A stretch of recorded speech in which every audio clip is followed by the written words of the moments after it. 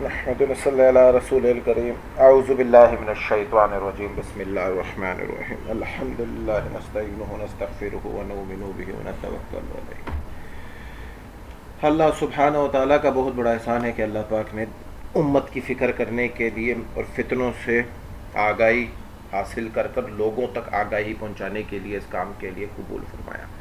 الحق Islamic academy کی طرف سے ایک کورس کا انعقاد کیا گیا جس کا نام ایکسپوز صہیونیت، دجالیت، جدید ٹیکنالوجی اور قبالہ جادو کورس، یعنی کہ یہود کی ہر سازش سے ہم واقف رہیں اور ہر نبی نے انبیاء نے فرعون دجال سے ڈرایا، اس فتنے سے ڈرایا، اس فتنے کے بارے میں ہمیں آگاہی ہو کہ ان سے بچا کیسے جائے۔ آج ہم ایک طویل حدیث کا دجال کے بارے میں ذکر کریں گے جس میں حدیث میں اس کا پورا ذکر آیا ہے۔ حدیث کافی طویل ہے تو اس کا شروع کرتے ہیں کہ رسول اللہ صلی اللہ علیہ وآلہ وسلم نے ایک صبح دجال کا ذکر کیا۔ اچھا، اس میں کچھ پوائنٹس آئیں گے، وہ لکھ لینا، جب میں کہوں لکھ لینا تو اس کو لکھ لینا۔ ذکر کیا تو آپ نے اس کی حقارت اور اس کے فتنے کی سنگینی بیان کرتے ہوئے دوران گفتگو آواز کو بلند اور پست کیا، حتیٰ کہ ہمیں گمان کیا کہ وہ مدینے کے کھجوروں کے جھنڈ میں ہے، یعنی کہ جھنڈ میں چھپا ہوا ہے۔ پھر رسول اللہ صلی اللہ علیہ وسلم کے پاس سے واپس آ گئے، صحابہ کہتے ہیں، جب بعد میں آپ کے پاس واپس گئے تو آپ نے ہم پر دجال کے خوف کا اثر جان لیا۔ فرمایا کیا معاملہ ہے؟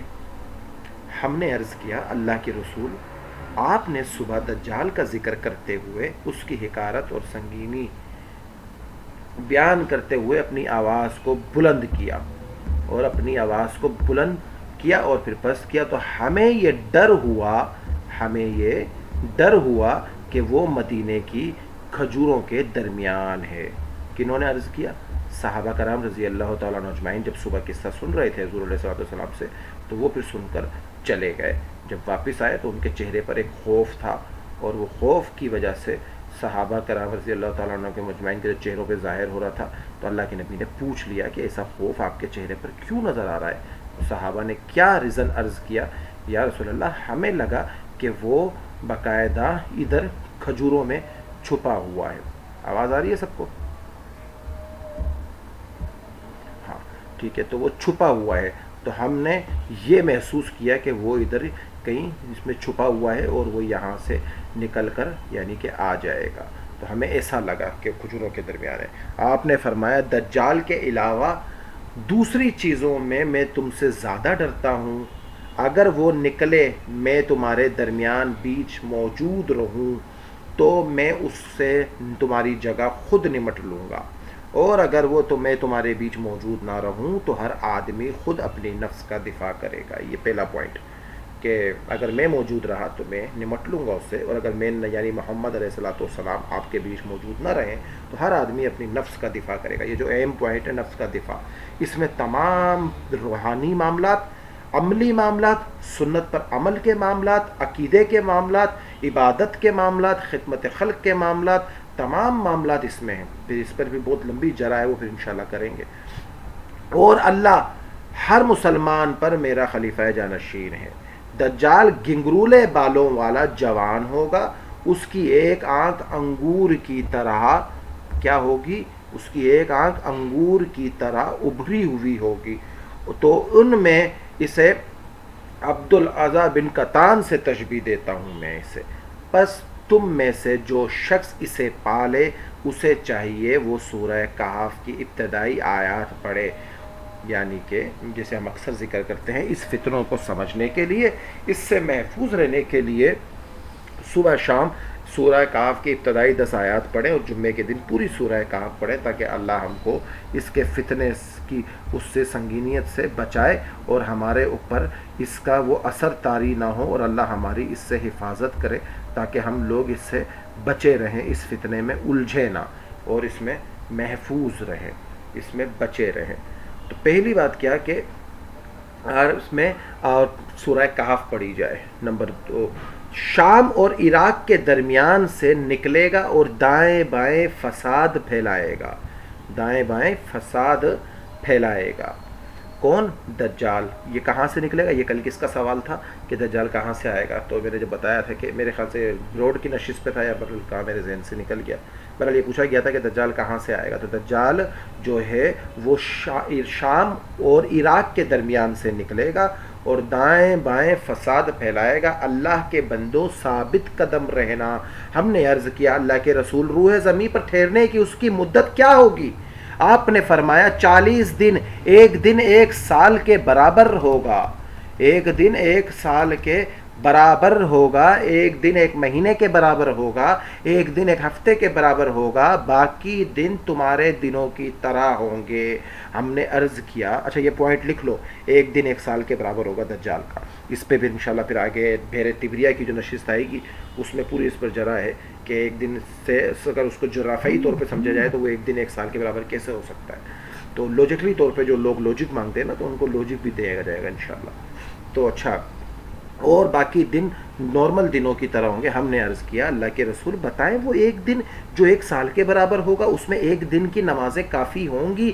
آپ نے فرمایا نہیں بلکہ اس کا اندازہ کر کے پڑھنا. ہم نے عرض کیا اللہ کے رسول زمین میں وہ کتنی تیزی سے اپنا کام کرے گا؟ آپ نے فرمایا اس بارش کی طرح جس کے پیچھے ہوا ہو لگی ہوئی ہوتی ہے اور وہ بارش کو نہایت ہی تیزی سے پورے علاقے میں پھیلا دیتی ہے. وہ کچھ لوگوں کے پاس آئے گا، انہیں دعوت دے گا، وہ جھٹلائیں گے تو وہ اس کی بات کو رد کر دیں گے تو لہٰذا وہ ان کے پاس سے چلا جائے گا اور اس کے پیچھے پیچھے ان کا انکار کرنے والوں کے مال بھی چلے جائیں گے. یہ بات بھی لکھ لو کہ جو اس کی بات سے انکار کرے گا اس کے پاس سے سارا مال چلا جائے گا. پھر اس پر میں آپ کو برانڈ انڈسٹری کے ذریعے ثابت کر کے بتا دوں گا کہ ملٹی نیشنل کمپنیاں اور ان کی تباکاریاں اور اسلام دشمنی کہ کس طرح سے وہ پروڈکٹ سسٹم پورا کا پورا اس کے پیچھے جائے گا. اچھا جو لوگ انکار کریں گے ان کا مال ان کے ساتھ اس کے پیچھے پیچھے دجال کے چلا جائے گا اور وہ پھر کچھ دوسرے لوگوں کے پاس جائے گا اور انہیں دعوت دے گا اور وہ اس کی دعوت کو قبول کر لیں گے اور اس کی تصدیق کریں گے. تب وہ آسمان کو بارش برسانے کا حکم دے گا. جو لوگ اس کی دعوت کو قبول کریں گے تو وہ انہیں نوازے گا. اب اس میں بھی میں کچھ ملکوں کے نام گنواؤں گا جو اس وقت دجالی سسٹم یا اکنامک سسٹمز کو یا سودی نظام کو یا نیو ورلڈ آرڈر کو لبیک کہتے ہیں کہ مرحبا کہتے ہیں کہ آؤ یہ نظام آنے دو. تو وہ ملک آج بڑے خوشحال ہیں اور پھر وہ آسمان کو بارش برسانے کا حکم دے گا. اچھا اصفہان کے 70,000 یہودی جو ہیں جو مشکات میں حدیث ہے کہ 70,000 یہودی اصفہان کے ہری چادروں والے سبز چادروں والے وہ اس کے ہاتھ پر بیت کر دیں گے دجال کے ہاتھ پر اور وہ اس کی طرف مائل ہو جائیں گے. اچھا پھر یہ آسمان کو بارش برسانے کا حکم دے گا. یہ بھی لکھ لو آسمان کو بارش برسانے کا کہ اس قسم سائنسی پروجیکٹ اس طرح بن چکا ہے پروجیکٹ ہاتھ جس کے ذریعے مصنوعی بارشیں برسائی جا سکتی ہیں. بارش برسانے کا حکم دے گا، آسمان بارش برسائے گا.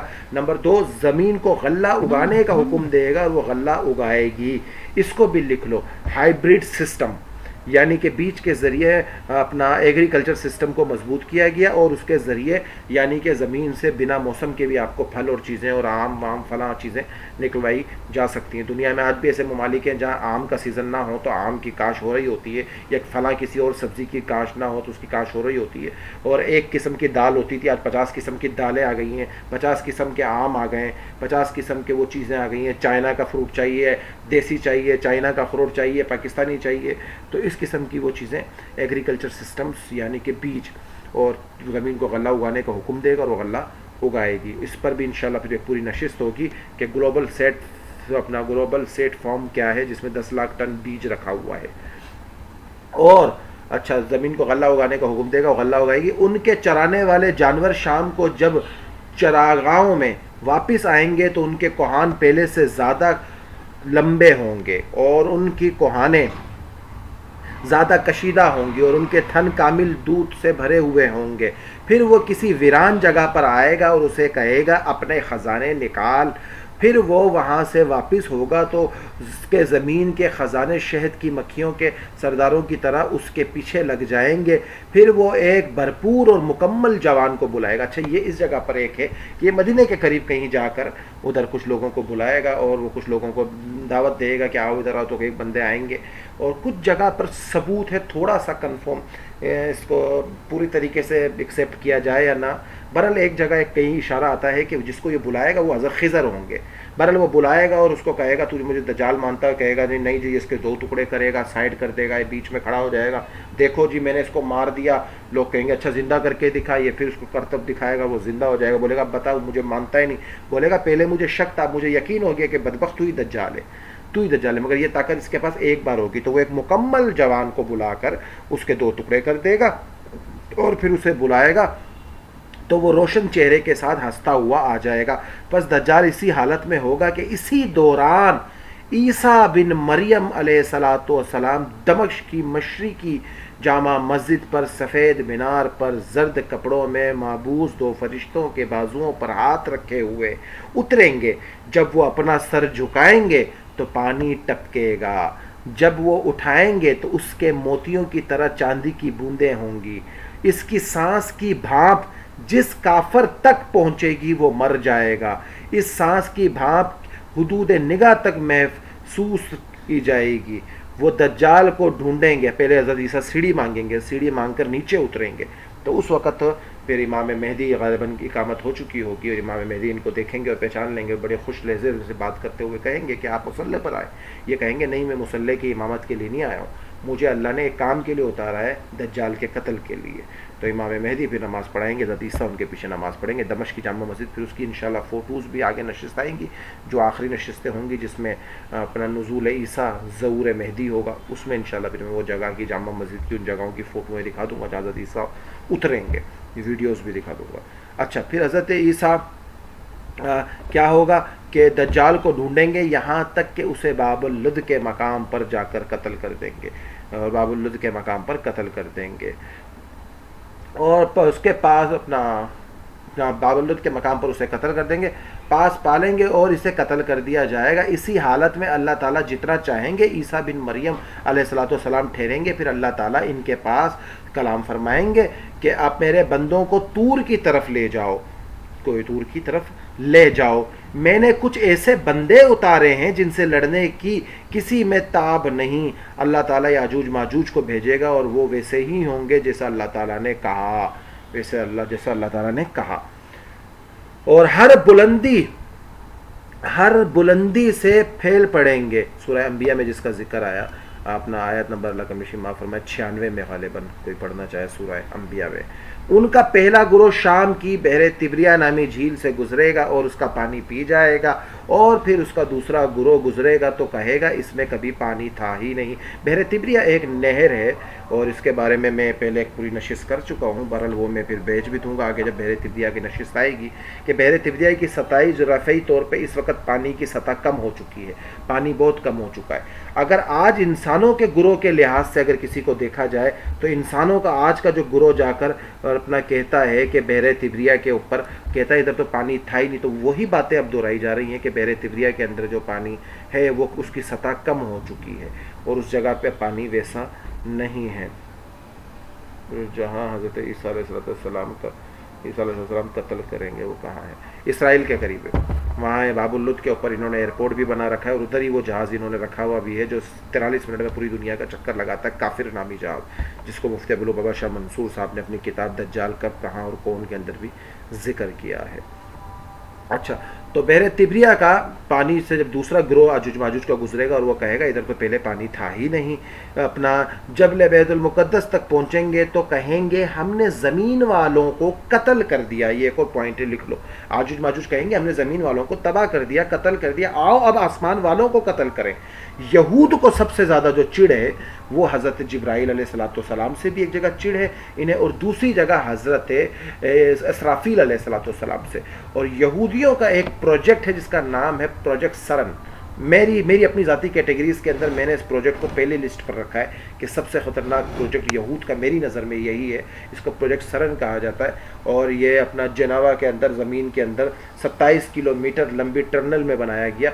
WWW वो इसका भी ईजाद वहीं से हुआ, अल्ट्रासाउंड, एक्सरे, एमआरआई, अपने उसके अलावा MRI, CT स्कैन, उसके अलावा अपना बहुत सारे ऐसे चीज़ें, इंटरनेट का भी वजूद उधर से ही पैदा हुआ।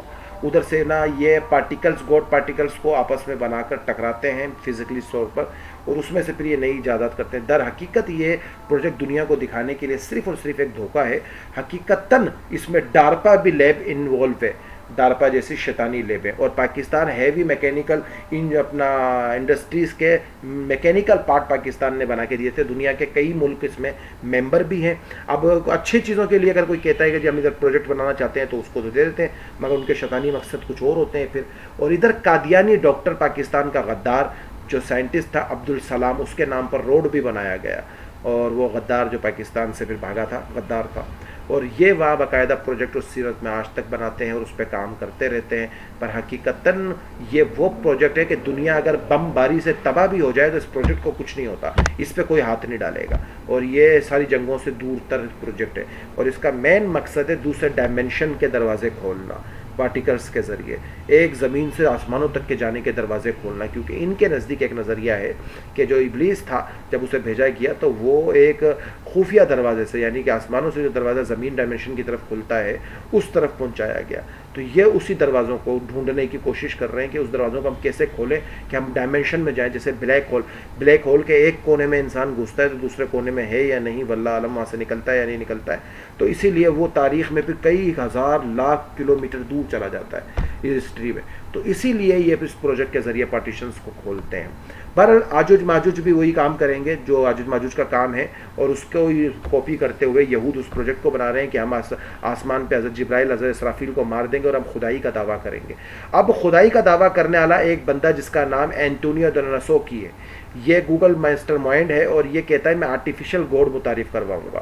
ٹیکنالوجی میں پھر آگے اس کی نشست آئے گی کہ آرٹیفیشل گوڈس کسے کہتے ہیں, یہ اپنا اے آئی کسے کہتے ہیں, کس طرح سے آرٹیفیشل گوڈ یعنی آرٹیفیشل خدائے متعارف کرانے کا کہتا ہے. وہ پھر ٹیکنالوجی کی نشست میں آگے پوری نشست آ جائے گی اس کی کیا ہوگا. اچھا تو آجوج ماجوج کہیں گے زمین والوں کو تو ہم نے ختم کر دیا, چلو آؤ اب آسمان والوں کو قتل کر دیں. چنانچہ وہ آسمان کی طرف اپنے تیروں کو چلائیں گے, اور چنانچہ اللہ تعالیٰ ان کے تیروں کو خون سے سرخ کر کے ان کے پاس لوٹا دے گا. اسی عرصے میں حضرت عیسیٰ بن مریم علیہ الصلوۃ والسلام اور ان کے ساتھی گھروں میں رہیں گے, حتیٰ کہ شدید قحط سالی کی وجہ سے اس بیل کی ایک سر تمام 100 دینار سے زیادہ بہتر معلوم ہوگا, اور چیزیں اس قدر مہنگی ہوں گی کہ پیر عیسیٰ بن مریم علیہ السلام کے ساتھی اللہ کی طرف متوجہ ہوں گے, اور اللہ آجوج ماجوج کی گردن میں ایک کیڑا پیدا کریں گے, اور اس سے وہ دفتن ایک جان کی طرح مر جائیں گے. حضرت عیسیٰ علیہ السلام اور ان کے ساتھی پہاڑ سے اتریں گے, اور ایک بالش بھی ایسی جگہ نہ ہوگی کہ ان کی لاشوں کی گندگی اور سخت بدبو اور خون سے بھری ہوئی نہ ہو. حضرت عیسیٰ علیہ السلام ان کے ساتھی اللہ کی طرف متوجہ ہوں گے, اور اللہ تعالیٰ ایسے بڑے پرندوں کو بھیجے گا جن کی گردنیں اپنا پختی اونٹوں کی گردنوں کی طرح ہوں گی. وہ ان لاشوں کو اٹھا کر گڑھوں میں پھینک دیں گے. مسلمان کمان تیر ترکش کٹھے کر لیں گے, اور 7 سال تک ایندھن بنا کر اس سے آگ جلائیں گے. پھر اللہ تعالیٰ ان پر ایسی بارش برسائے گا کہ کوئی کچا پکا مکان گھر نہیں رک پائے گا. یہ بارش زمین کو دھو دے گی اور اسے آئینے کی طرح صاف و شفاف کر دے گی. اور پھر زمین سے کہا جائے گا اپنا پھل نکال, اور پھر زمین برکتیں واپس لے آئے گی اللہ کے حکم سے. چنانچہ اس وقت انار ایک جماعت کے لیے کافی ہوگا. اس کے چھلکوں سے یہ جماعت سایہ حاصل کرے گی, اور دودھ میں ایسی برکت ہوگی کہ لوگوں کی ایک بڑی جماعت کے لیے ایک دودھ دینے والی اونٹنی کافی ہوگی, اور دودھ دینے والی بکری اور دودھ دینے والی ایک گائے لوگوں کے لیے ایک قبیلے کے لیے کافی ہوگی, اور دودھ دینے والی بکری ایک گھرانے کے لیے کافی ہوگی. لوگ اسی حالت میں کئی سال تک رہیں گے. پھر اللہ تعالیٰ ایک ہوا چلائیں گے جب یہ سارے لوگ سو رہے ہوں گے, اور اسی سو رہے ہونے کے دوران انسانوں کی روحیں قبض کر لی جائیں گی. اب ایک مسئلہ آتا ہے. اس دن ہم دارالعلوم دیوبند ہندوستان کے بزرگوں کے ساتھ بروڈ پہ بیٹھے ہوئے تھے, ہندوستانی بروڈ پہ, تو بہت بڑے بڑے مولانا ادھر بیٹھے ہوئے تھے. تو ادھر ایک کویشچن آیا کہ حضرت خضر کے بارے میں, کہ حضرت خضر نے آب حیات پیا ہے. تو علماءوں نے اپنا جواب دیا. ہم بیٹھے ہوئے تھے, ہماری ان سے وہ کافی تھی, تو استاد جی نے ہماری طرف اشارہ کیا کہ آپ جواب دیں. میں نے کہا استاد جی آپ نے دے دیا, اب میں کیا دے سکتا ہوں. تو بہرحال انہوں نے کہا آپ اپنے مطابق جواب دیں جب آپ نے اس پہ اسٹڈی تھوڑی بہت کی ہے. میں نے کہا آب حیات کے پینے سے جو مراد ہے اس کا میرے نظر میں ذاتی نظریہ میرا یہی ہے کہ آب حیات اگر خضر علیہ السلام کو تھوڑی دیر کے لیے ہم مان بھی لیں کہ وہ زندہ ہیں, وہ ولی ہیں, ہم تو یہ مانتے ہیں, موجود ہیں, آگے پیچھے چلتے رہتے ہیں, مگر ہم اس کے آب حیات کے قائل نہیں ہیں. اس کی سب سے بڑی دلیل یہ ہے کہ آب حیات کی فطرت کیا ہے. آب حیات کی فطرت یہ ہے کہ آب حیات کو پینے کے بعد انسان کو موت نہیں آ سکتی. کیونکہ وہ تو اللہ جنتیوں کو پلائیں گے اور وہ ہمیشہ ہمیشہ کے لیے زندہ رہیں گے. تو آب حیات اگر دنیا میں موجود ہے، حضرت خضر نے پی لیا ہے اسے، تو حضرت خضر کو موت نہیں آئے گی. اور جب حضرت خضر کو موت نہیں آئے گی تو حضرت خضر کبھی مریں گے بھی نہیں. تو جب قیامت آئے گی تو قیامت تو قرآن اور حدیث کہتی ہے کہ مسلمانوں پر ہے ہی نہیں، اور اگر حضرت خضر پر قیامت آئے گی تو پھر حضرت خضر کا ایمان باقی نہیں رہتا ہے، اور اگر ایمان باقی رہتا ہے تو پھر آب حیات کی فضیلت ختم ہو جاتی ہے کہ ہمیشہ ہمیشہ کی ابدی زندگی حاصل کر لینا، تو پھر ان کی زندگی باقی نہیں رہتی. تو اسی وجہ سے میرا نظریہ یہی اس کے اوپر کہتا ہے کہ آب حیات کا دنیا میں وجود نہیں ہے. اسرائیلی روایتوں میں کہیں اس کا وجود ہے. ہاں، ایک طبقہ، ایک مسلک، ایک فرقہ کہتا ہے کہ آب حیات سے مراد نطفہ ہے، یعنی کہ زندگی کا پانی. ایک نطفے سے اللہ دوسری جان کو پیدا کرتا ہے، تو زندگی کا پانی تو اس نطفے سے اللہ دوسری جان کو پیدا کرتا ہے. تو اس نے ایک یہ نظریہ پیش کیا. تو میں نے کہا آب حیات کے بارے میں ہمارا نظریہ یہ ہے، جہاں تک ہم نے اس پہ علماء کرام سے آگے بات کی تو اس پہ ہمیں کوئی آب حیات کے بارے میں کوئی ایسی روایت کہ دنیا میں وہ کہاں موجود ہے، اور وہ جو ایک قصہ ہے وہ چلا آ رہا ہے تو وہ سارے اسرائیلی روایتوں میں سے چلا آ رہا ہے. اچھا، تو پھر جب مومنین تمام سو جائیں گے تو اللہ تمام مومنین کی روح قبض کر لے گا، اور پھر صبح کا ٹائم ہوگا، اور پھر اس وقت قیامت ان پر نافذ کر دی جائے گی. امام ترمذی نے جو یہ حدیث بیان کی، اس حدیث میں صحیح غریب ہے، اور ہم اسے عبد الرحمن یزید بن جابر کی روایت سے جانتے ہیں. تو یہ جو حدیث انہوں نے پوری بیان کی دجال کے حوالے سے کہ دجال کیا ہوگا. اب جو میں نے پوائنٹس بیسکلی لکھوائے تھے، سب سے پہلا پوائنٹ اس میں کیا تھا؟ مریم اپنا خولا، سب سے پہلا پوائنٹ کیا لکھوایا تھا؟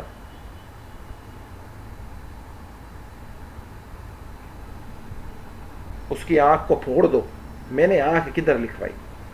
اللہ کے بندو، ہاں نفس کا دفاع کرو اپنا. جو اگر میں نہ رہا تو تم اپنی نفس کا دفاع کرنا.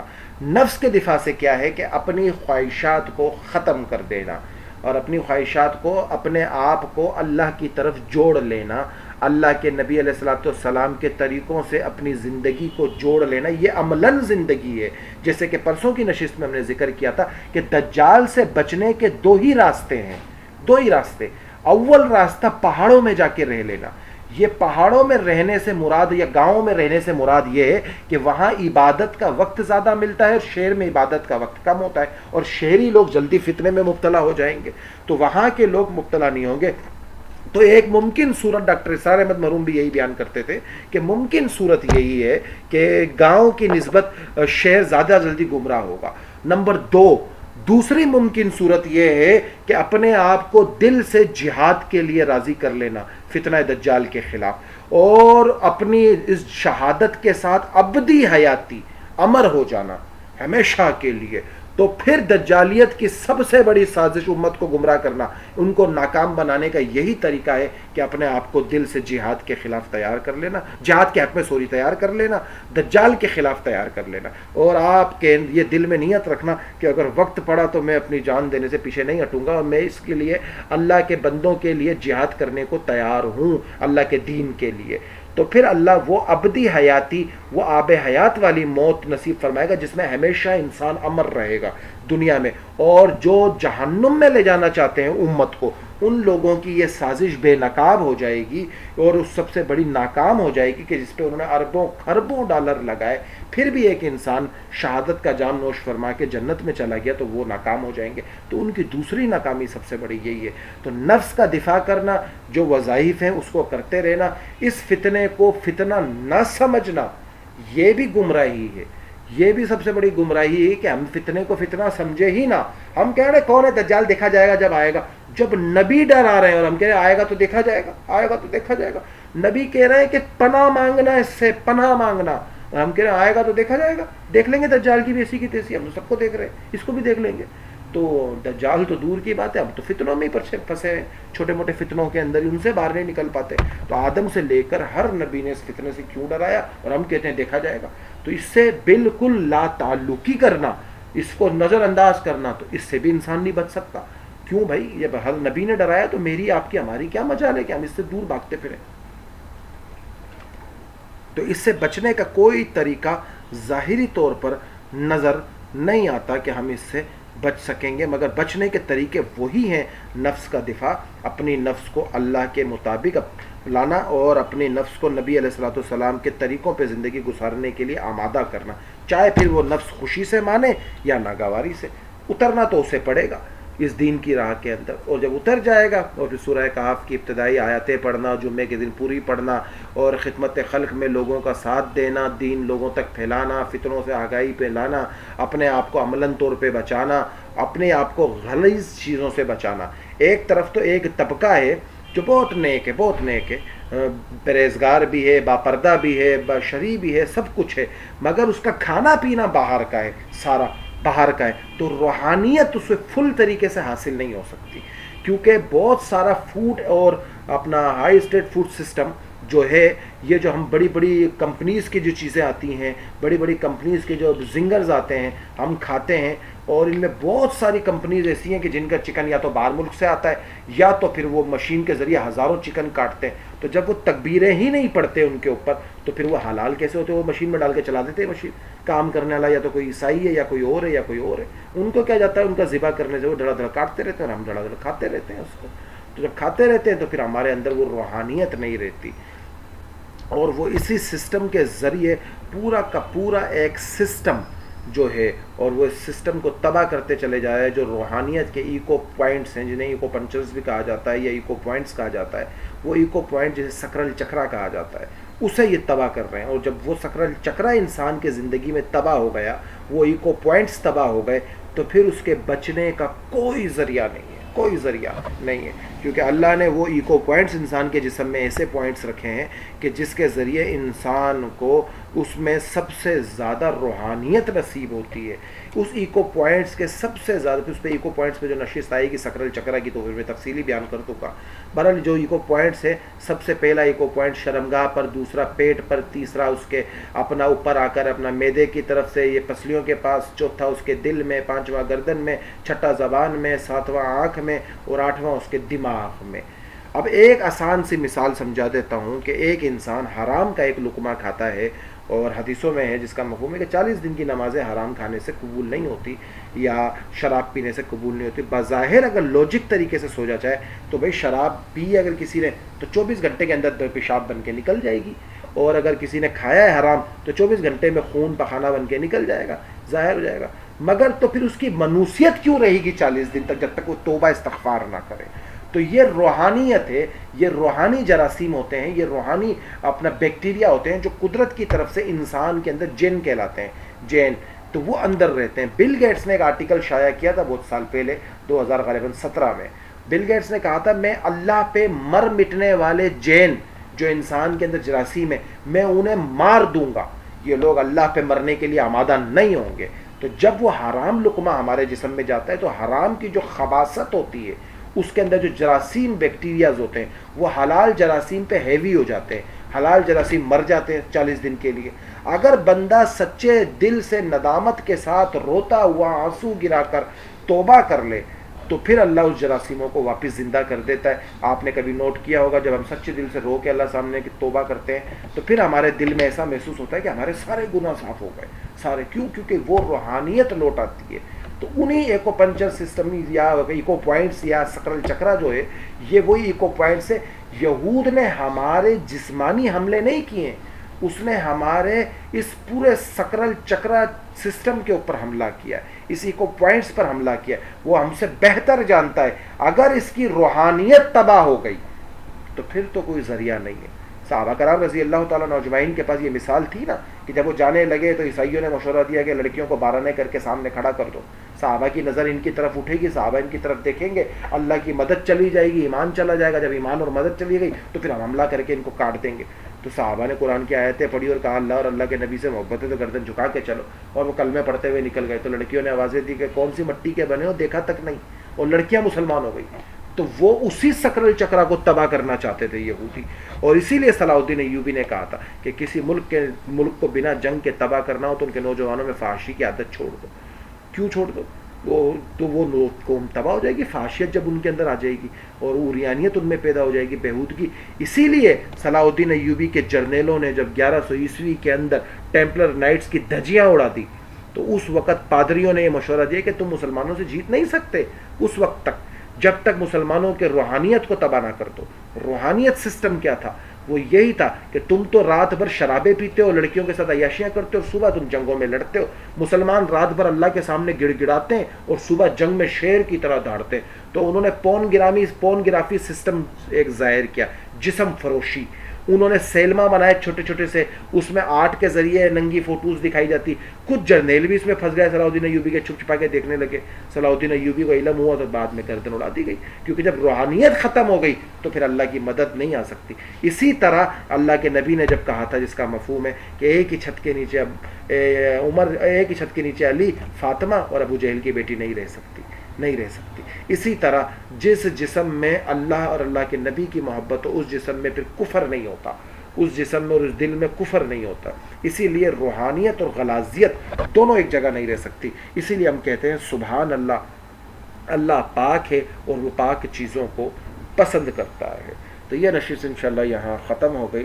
دجال کے جو طویل حدیث ہے، اس میں جن 5-6 چیزوں کا ذکر آیا ہے اس پر انشاءاللہ تفصیلی بات کریں گے۔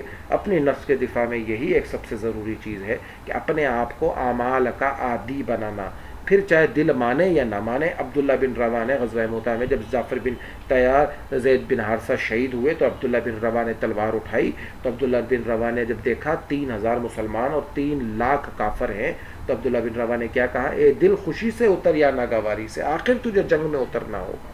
تجھے اطمینان کی زندگی گزارے ہوئے ایک عرصہ گزر گیا، آخر تو ہے کیا؟ ایک اچھلتا ہوا قطرہ۔ اگر آج تجھے موت نہیں آئی تو کل تجھے موت ضرور آئے گی۔ اور اپنے گھوڑے کی ٹانگیں خود ہی کاٹ دی کہ واپسی کا خیال بھی دل میں نہ آئے۔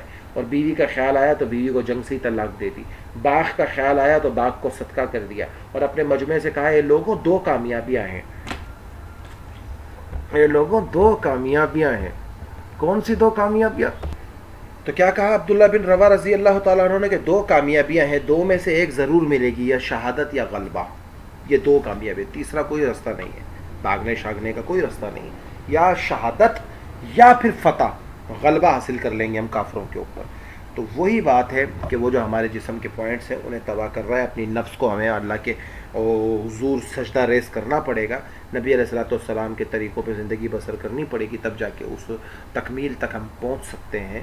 نہیں تو پھر معاملہ بڑا خراب ہے، سفر بڑا طویل ہے، ہر قدم قدم پر فتنے ہیں، اور ان فتنوں سے بچنے کو آج تو کافی پرانی اسٹوڈنٹ آئے ہوئے ہیں، تو بڑے بڑے فتنے ہیں، تو پھر ان سے بچنے کا کوئی رستہ نظر نہیں آتا۔ یہ نشست یہیں ختم ہوئی، کوئی سوال جواب ہے تو وہ پوچھ سکتے ہیں۔